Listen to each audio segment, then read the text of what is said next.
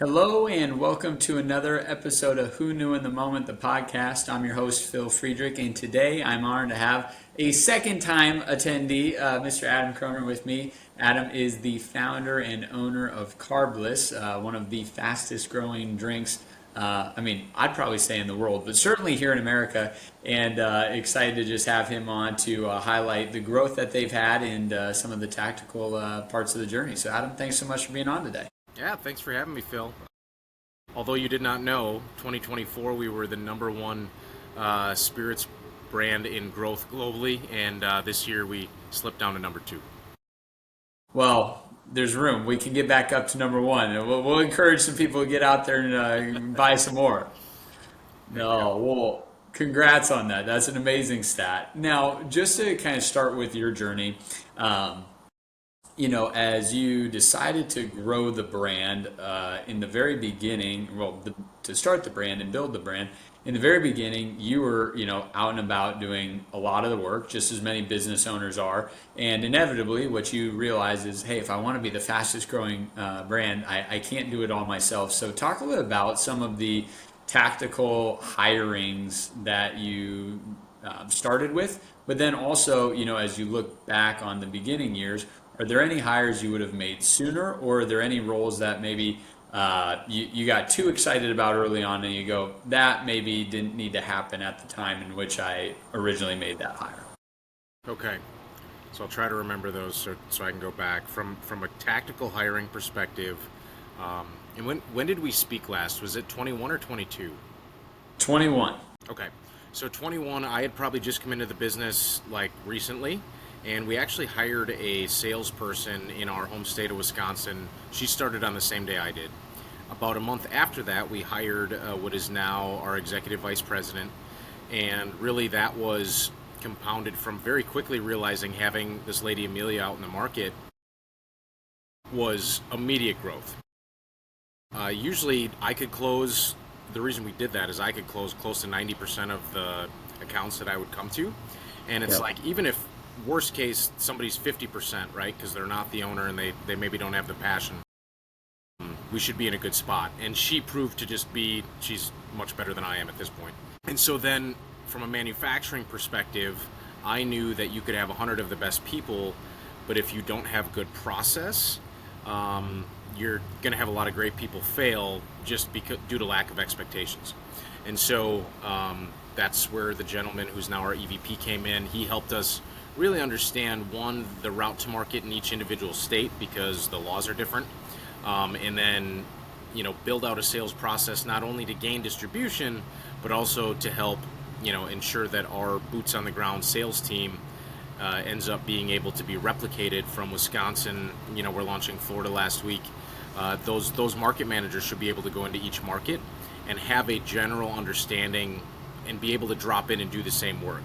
The account types will be a little bit different, but generically they should be able to do it. Yeah. Now, I think one area that folks can struggle with as business owners or just inside of different roles is hiring somebody that maybe isn't as qualified as they feel like they are qualified, right?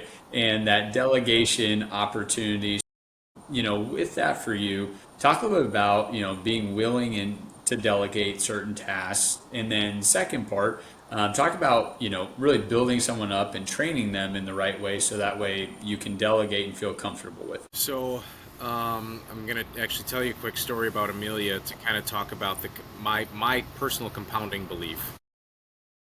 So when I first came into the business, I paid myself less than anybody else was making. And that happened for probably the first few years. You realize really quick how much, because I had worked my way up in other organizations, how much I allowed to happen. Yeah. When I substantiated the fact, oh, they make less than me, that's why I can do the work or whatever. But when you own it and you're making far less than anybody else, you remove the bullshit reason you told yourself really quick. When it's like, why do I have to do this? Anyway.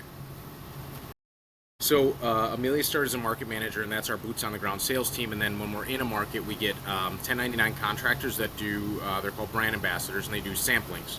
I know you're from Nebraska, so the Hy-Vees of the world, if you have, I can't remember if you have Total Wine out there, but those places we try to get liquid to lips.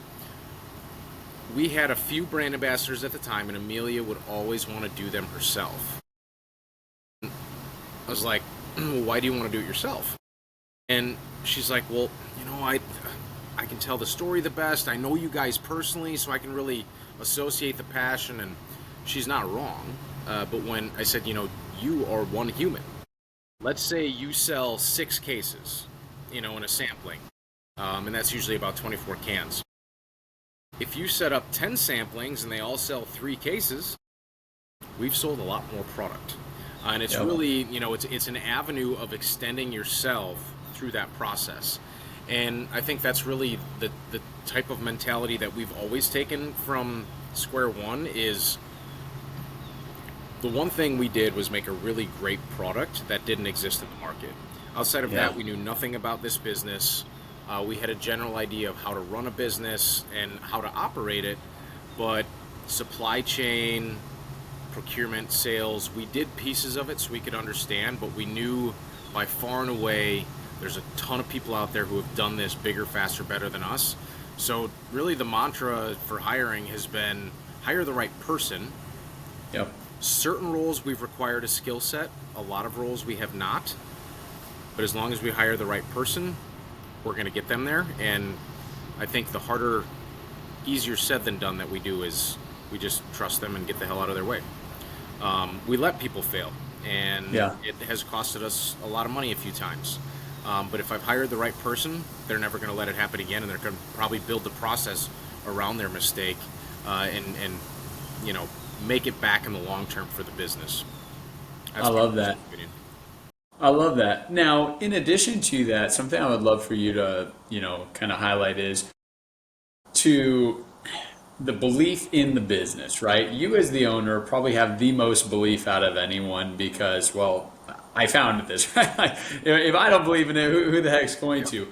Now, how do you strategically, whether it's coming up with a corporate vision or it's a mantra, how are you kind of translating that and sharing that energy and enthusiasm with the folks on your team? And how are you seeing them buy into that and really wanting to spread the mission of Carbliss? I will say that we've actually intentionally not put any mission, vision, values on the wall. And the reason that we haven't is my statement is if you can't feel it through our communication, then it's a line of bullshit anyway.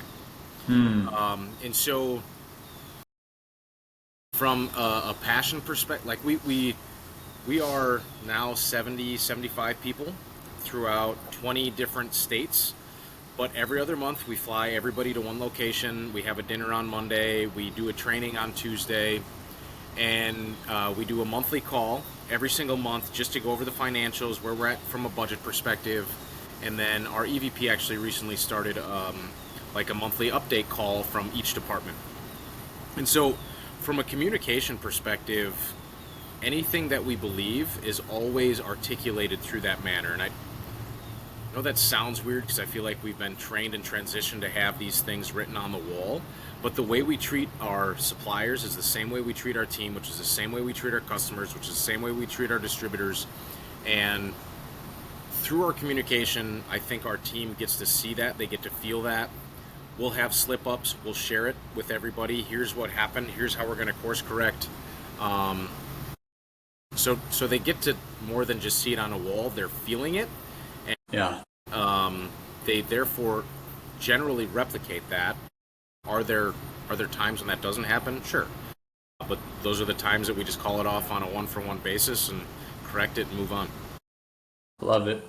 Now, you mentioned, the employees or the folks that are working specifically for Carbliss. There's been other partnerships that you've created when maybe it's made more sense to scale to another business rather than to just bring it in-house. So talk a little bit about some of those strategic partnerships that you guys have created, but then also, I forget where I read it, but it was an interview that you had done, and it was something along the lines of, I'm not going to just switch the supplier for a 10 cents gain if I have a really good relationship with the supplier. I believe that 10 cents is worth the overall experience that we're going to get. So talk a little bit about some of those strategic partnerships, but then also your thought behind the loyalty to the partnerships you have.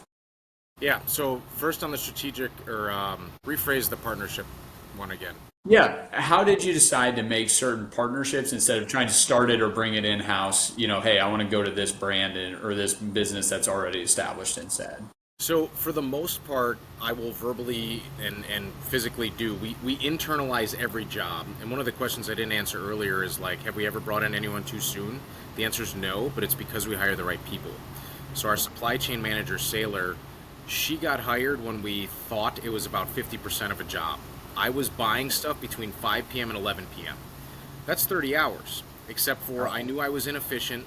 I knew I was, scatterbrained, so it's probably 20 hours. But if I find the right person, they're going to do the job, they're going to fill the gaps, and they're going to find ways to improve, and they make it a 40-hour work week.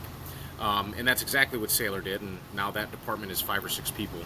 But as far as choosing people, for example, we manufacture at 6 different locations. We are not going to manufacture. So that is a thing I'm going to find another business for. All the ingredients that get to the manufacturer, I get pitched all the time, let me recruit for you, let me be a partial CFO. I'm going to have HR, I'm going to have finance people. I'm not having anyone who's dipping their toe partially in the water. I want somebody who's 100% into Carbliss. So harder to totally verbalize as far as the strategy. Yeah. But for the most part, if we're doing it 5%, we're going to do it 100%. And then if we're paying somebody to do it, then we expect them to do it 100%, and that's how we're going to scale. Yeah. So that's more not a super in-depth answer, but that's how we do our partnerships. Yeah. What was the second part to that question? Well, with those partnerships, you've talked about just the amount of loyalty that you create with businesses instead of hey, I'm shopping it to save a dime here. Hey, I understand that maybe I am overpaying to some degree, but I believe in what that's providing in the relationship factor. I'm going to put this in an analogy because I think it's the best way for it to be really understood. And my hope is people start to look at business a little bit differently using this analogy. Phil, are you married?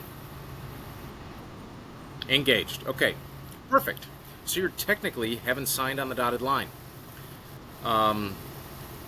Give me the top 3 reasons why you chose this woman and she chose you. Just Man, her. she's gonna love this episode. Getting to hear this. I think first and foremost, the excitement she has every day makes me excited for the day. I think that's a really attractive quality. Second, the just bluntness we can have with each other. You don't feel like you're tiptoeing around conversations. I appreciate that. Third, she's great looking. So, perfect. So now, I've never met her and I've never seen her. So let's assume she's a 10 out of 10 on the excitement, and she's a 10 out of 10 on bluntness. Maybe she's an 8 out of 10 on looks. Now, I would argue if you believe enough in the 10 out of 10, that moves up her 10 in looks, because we are shallow hell in our own way. Imagine that first example, 10, 10, 8. A lady walks by you and she's a 9. That's better than your 8. You calling off the engagement and switching off what you're doing? Nobody in their right mind ever, except for the biggest pieces of shit in this world, would be like, oh, hell yeah, I'm going after that 9. The answer is no. Because you have 2 traits that you really, really care about a lot. And looks is part of the equation. It sure as hell is not all of it. A business relationship is service, it's quality, it's delivery, it's price. And so if I'm getting service, quality, and delivery, is there a chance that I'll get the same exact thing for 10 cents less a case? Sure. Am I willing to take that risk? Not for 10 cents a case. The savings has to be substantial. And then it's usually so substantial that I'm going, how screwed up are you? Right.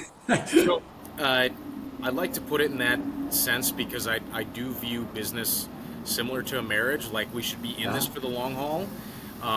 If today she's not blunt and she's only a 6, bad service, right?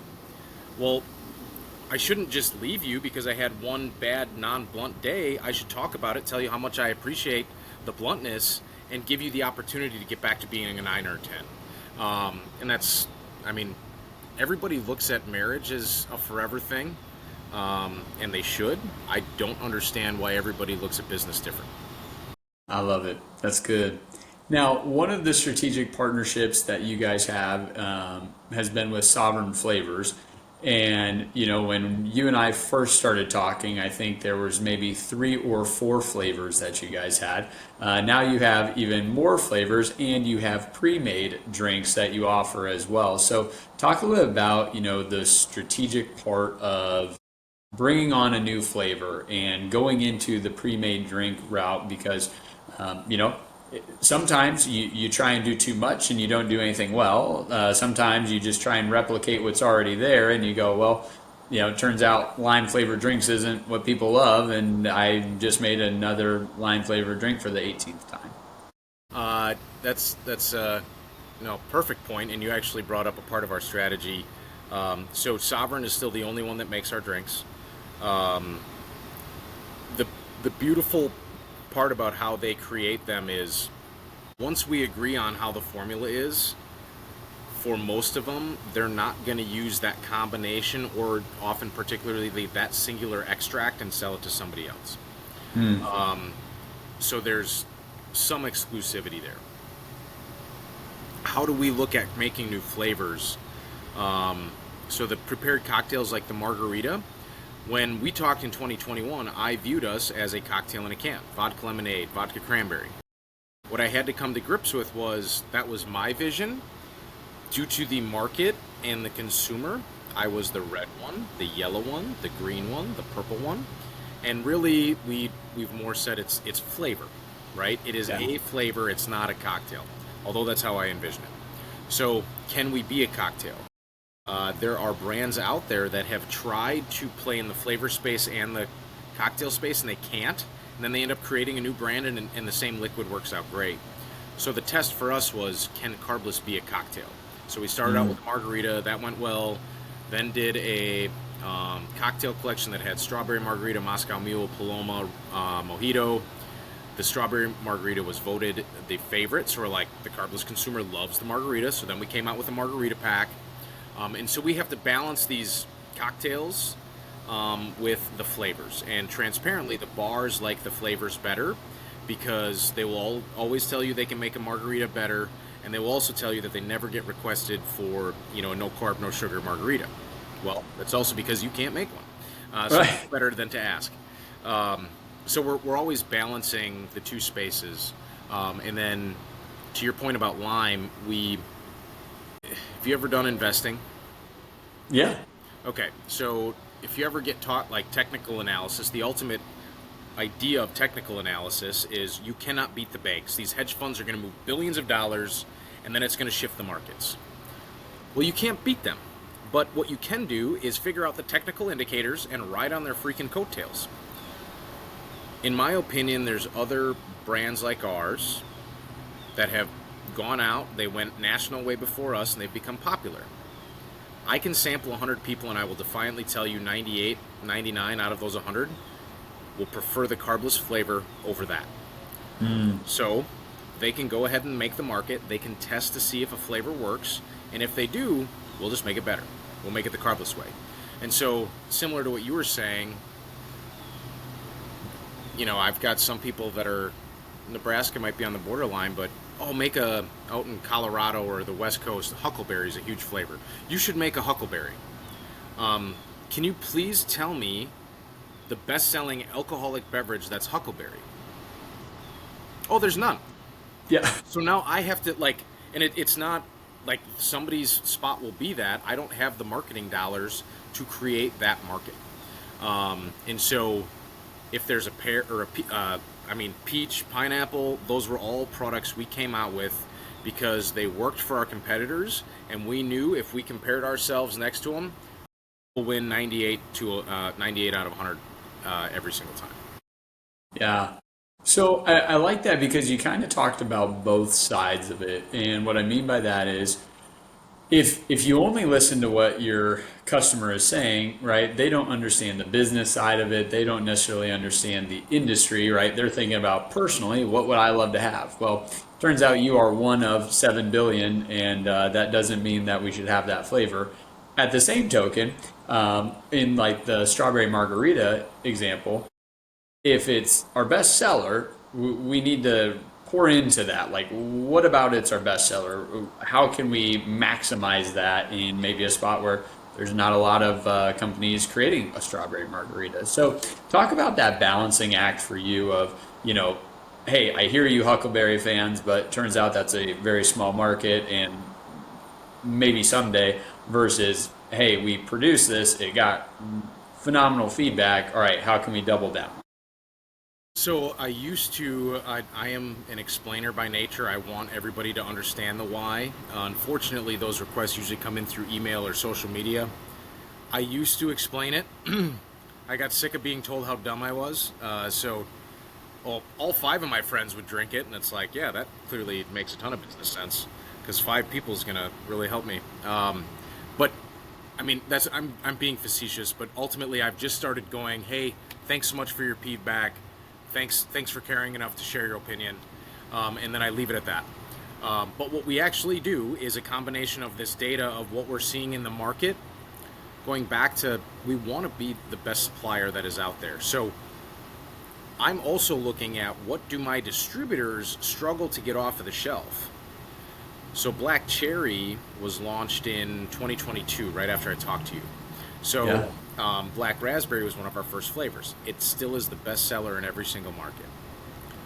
And so our team goes, we need a Black Cherry. And I was like, that sounds like it's going to cannibalize Black Raspberry. They're like, I'm telling you. So the big, one of the big seltzers at the time, that was their best seller. And every bar we went to, we had like a whole Carbliss cooler. The one flavor we couldn't get out was Black Cherry because they had a consumer for that. And I'm like, all right, well, we're going to trust you. And we decided to do it. Black Raspberry is still our number 1 seller. That one is, Black Cherry's right around 5 or 6. But we were able to systematically take the competitor off the shelf, which, so that did the job of what we wanted to do. And the beautiful thing is now the customer got to choose. I wasn't Right. choosing that Black Raspberry was better. The customer has told us they like Black Raspberry better. Not every customer. Yeah. But we have social listening tools.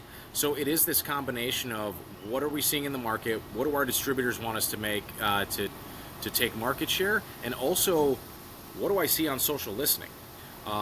What you will see from us in 2026 is probably some more nostalgic type items that, quite frankly, are a lot of our very requested items from consumers, and we can kind of shift that year by year.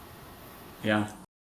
Now, within that, my guess is there's a spot where we're almost producing, I don't want to say too many flavors, but hey, we're not as effective, right? Yes, we now have a 30th flavor, but the 30th flavor, the sales are, actually costing the brand money. But sometimes there's a benefit of being a loss leader, right? Hey, it gives us a competitive, although I think I see you're drinking the watermelon flavor. So we'll just say watermelon, for example.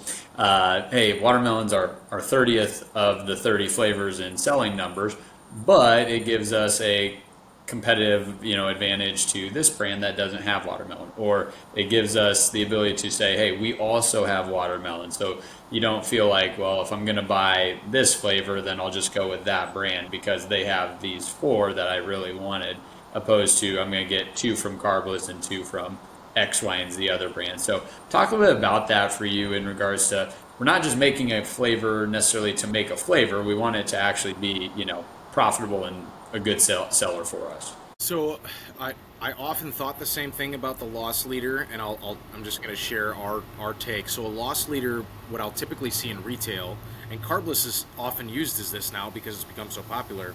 Hey, everybody else is selling it for $9.99, $10.99. I'm going to put it on sale for $7.99. But that store that's selling it is expecting, if it's a liquor store, well, now they're going to go buy Captain Morgan, they're going to go buy Tito's, and I've brought them into my store because Carbliss was $7.99.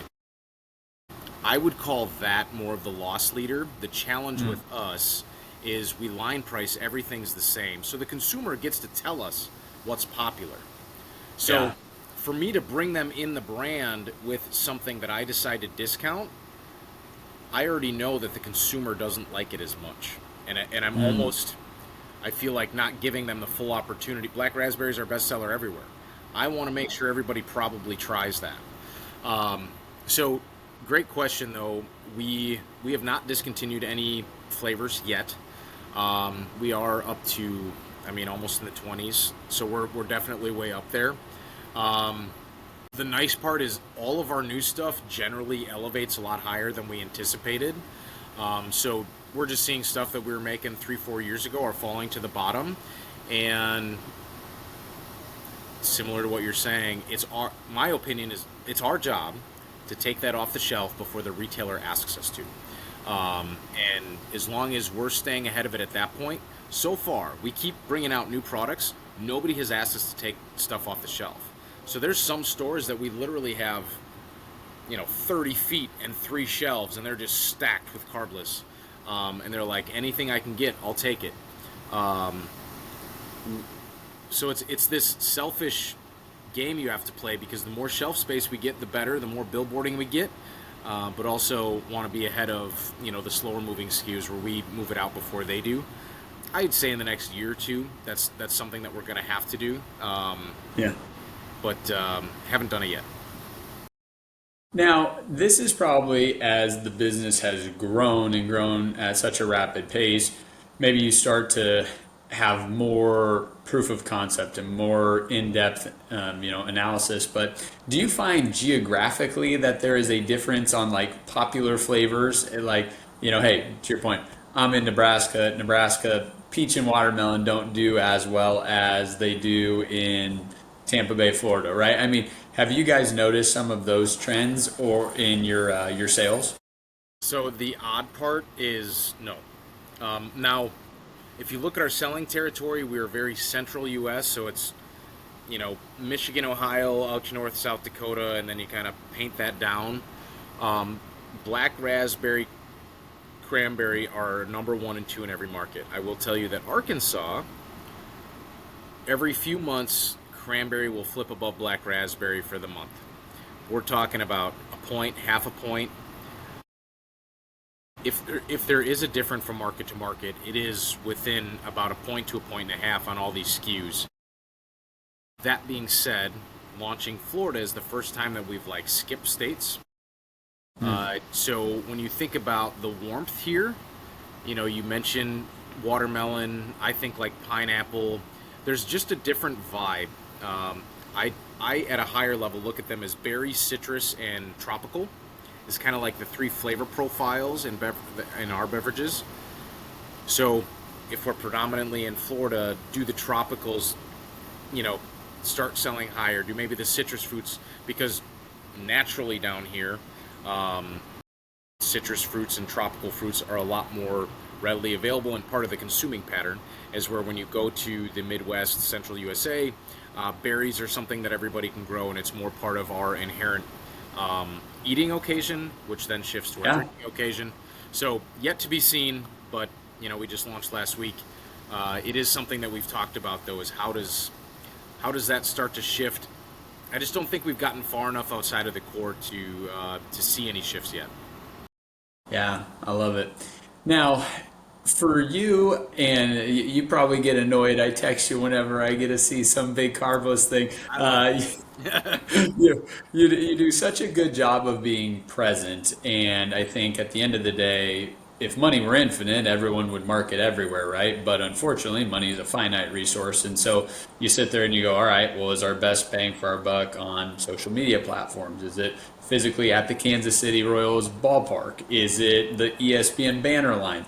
And you guys have gone in many of those mediums and are kind of branding across all of those. So for you, Do you have a company that you work with? Do you do all of that in-house? Talk a little bit about the branding and the marketing for you guys. So we do all the decisions in-house, all the media placements are in-house. And to summarize, I will tell you we market where we sell. We don't market to sell, which is very counterintuitive. And the reason what I'd like to share is if you're like me, before we launched this, you've tried 20 tall, white, skinny cans, and they all were a ton of carbonation, not much flavor. So if we launched in Florida and nobody's ever heard of it, and I was like, next best tall, white, skinny can, it's full of flavor. Although it's true with Carbliss, everybody's like, bullshit. I've tried 20 of them. I've been drinking this one for the last year. I'm just going to stick with that one. Screw that billboard. So our marketing department is sponsorships, billboards, TV, radio. They spend their money once we've started to sell significantly. Our sales team and those brand ambassadors, I will put so much money on getting you to try this because it is so different than anything else. So as soon as we get into market, all we're focused on is those market managers are looking for brand ambassadors and doing sampling.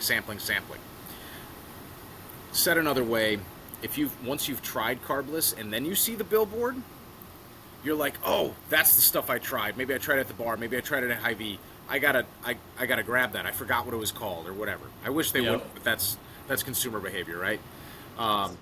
Well, they probably had 4 or 5 or 6 of them, so forgot. If they didn't crush one and put it in their pocket, they forgot. Yeah, but that's ultimately the way we're looking at the mentality. So when you look at some of these sponsorships, most times these sponsorships that we're doing is not until we're very well saturated in the market, and then I'm starting to look at it as 3-5 years down the line. So American Family Field was our first sponsorship. There's 2.5 million people that walk through those doors every single year. So are most of them going to be Brewers fans and they're associated with the product? Yes. But now if you're from Cincinnati or you're from Omaha or you're from St. Louis or wherever, and you come up and you're like, I've never seen this, but it's freaking everywhere in this stadium, I should probably try one, right? And then those are the times where I get a bunch of emails going, hey, I live in Arizona, I live in Texas, I was at the Brewers game, where do I get this? And there's something about the human behavior that does not like being told they cannot get it, which creates a nice little cult following for us. I love it. Now, for you on that side of things and entering into some of those partnerships, like American Family Field, things like that. Talk to me about the cost benefit analysis that you're going through on making that decision, right? It's one thing to put up, a billboard on the side of the road for $1,000. You go, well, yeah, that's no brainer or whatever. It's $1,000, even if it doesn't work, it'll work well enough. When you get into some of these bigger markets, I would imagine that the dollar amount is a higher level, and therefore, it matters more on its effectiveness. Talk a bit about that for you and kind of your decision-making process there. I will tell you that we do not do a cost-benefit analysis on it, and the reason we don't is because I think they are all bullshit analysis, and I'm going to tell you why. Use a billboard, for example. It's got 90,000 daily impressions because that's how many people drive by. That's how they, and then they, or even, the Brewers, all these sponsorship teams do it. Oh, well, you're paying this, but the media value is this, according to who? So like that many people are going to buy product because it's funny, my sales didn't increase by that much. And so like the way we view it is these sales activations, the sampling, that is easier to kind of tie these two, and transparently our sales and marketing budgets are all variable budgets. So they have a dollar per case if they get allocated at the beginning of the year. If we sell more product, they get more dollars. If we sell less product, they get less dollars. And for my sake right now, the way we market, and I promise you this will change in the next 3 to 7 years because it is very grassroots style. I assume, kind of like an angel investment, when we put a billboard up, I'm assuming it's making no metricable impact. Do I also know that a lot of people need to see it 7 or 10 times before they'll ever touch it? Yes. Can I quantify how my billboard touches that metric? realistically, how I look at data, I don't think you can. Obviously, I think there's value there. Otherwise, I wouldn't ask our team to spend money on it. I just don't think it's quantifiable in the way the salespeople for those groups do it. So I just Yeah. choose to not try to quantify it and let our team make the best decisions they can in how to activate it and market. I love it. Well, and I think it's a really good point because to your comment, I mean, how many times do you hear, oh, well, yeah, 80,000 people drive past this road every day? It's like, okay, well, I know half of them aren't paying attention. The other half probably aren't 21 years old or older. So they're not actual customers of mine. So that statistic isn't necessarily helpful unless it can convert into something that is, going to be meaningful for my business. And an even harder pill to swallow is we pay a lot for billboards, for example. A lot of times I know exactly where they are, and it's on these like 15-second rotating things. Yep. I didn't see it. So if I didn't see it and I know what I'm looking for, Phil has no idea where it is. What's Yep. the odds that he's going to be cruising by at 80 miles an hour, recognize that it's Carbliss, make all these decisions about purchasing immediately? Like, I don't know.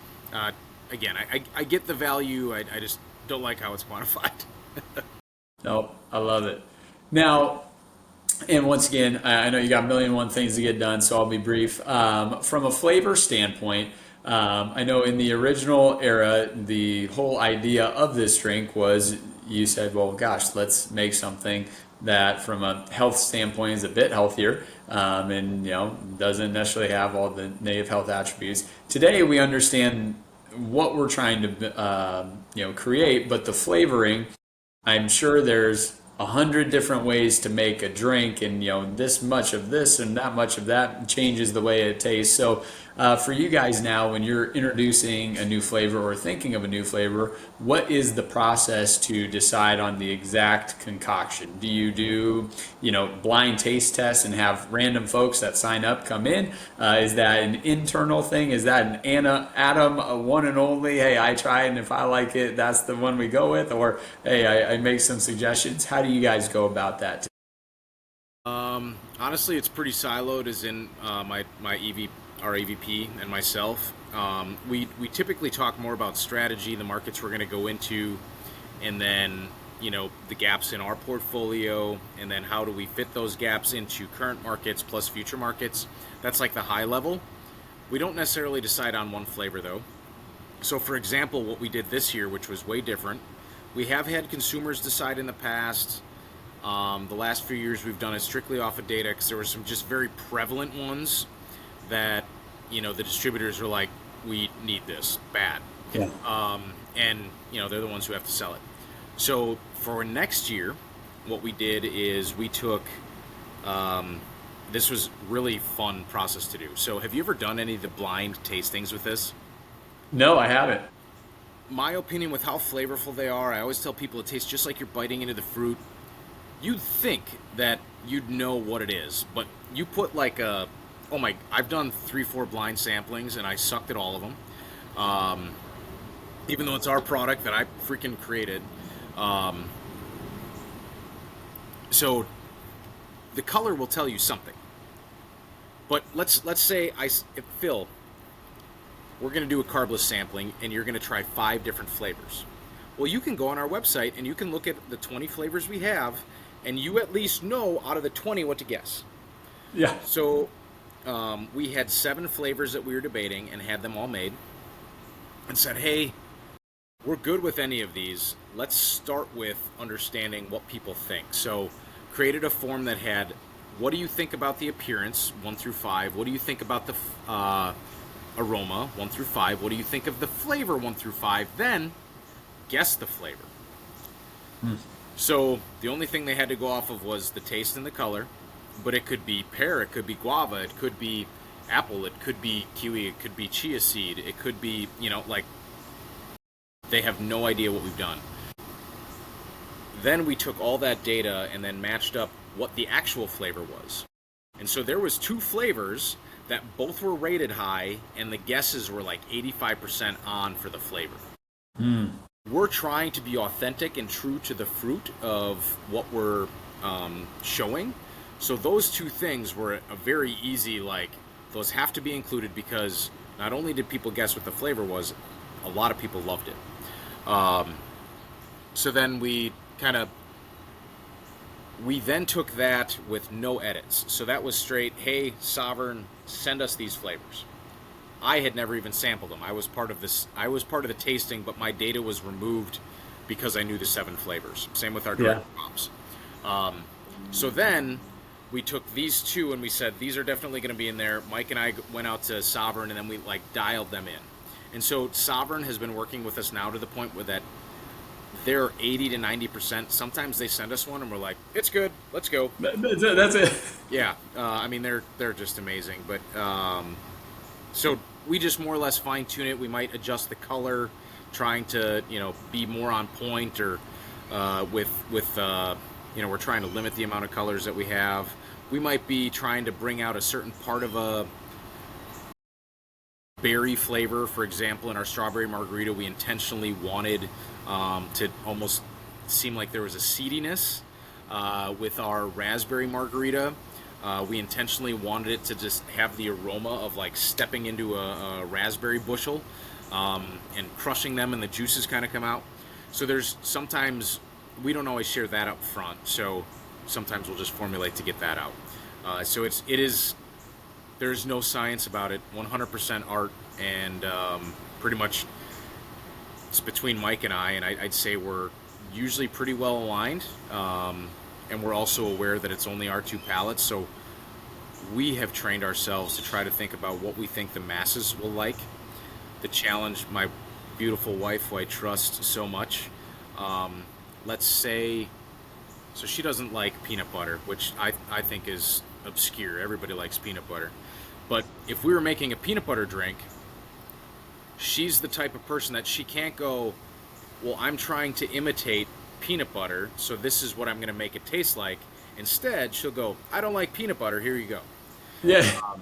And so, again, going back to this true to fruit thing, everything we're trying to do is just try to mimic our product to taste like you're biting into the fruit, so we at least have some type of a standard to go towards.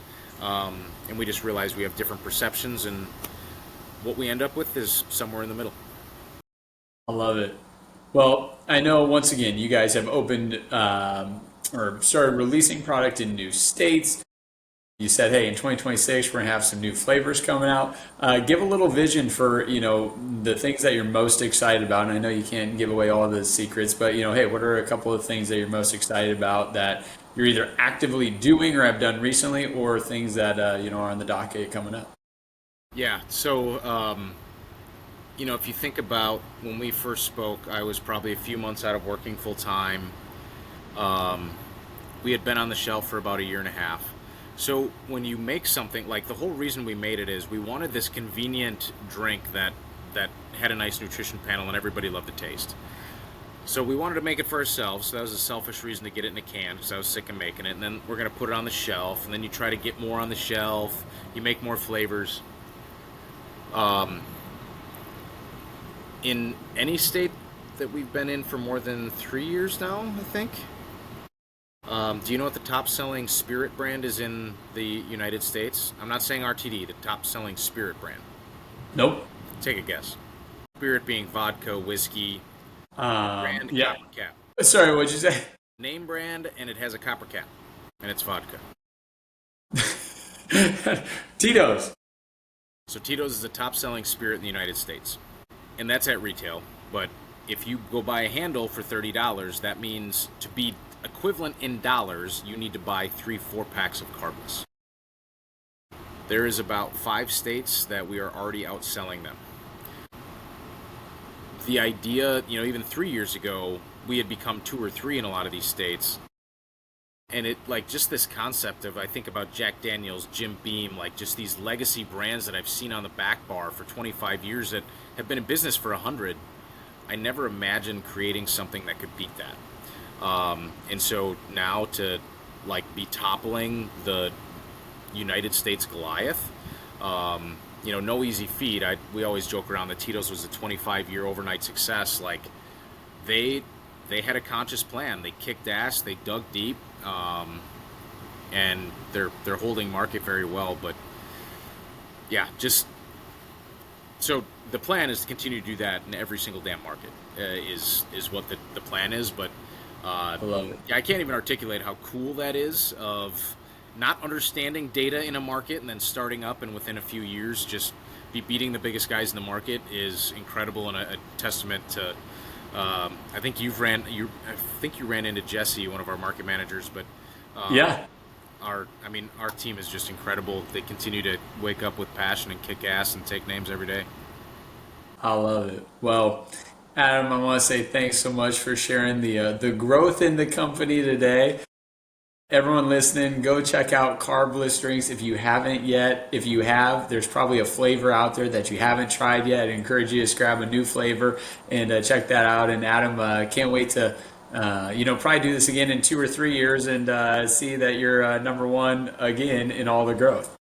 I'm good with that. Thanks, Phil. Appreciate you having me.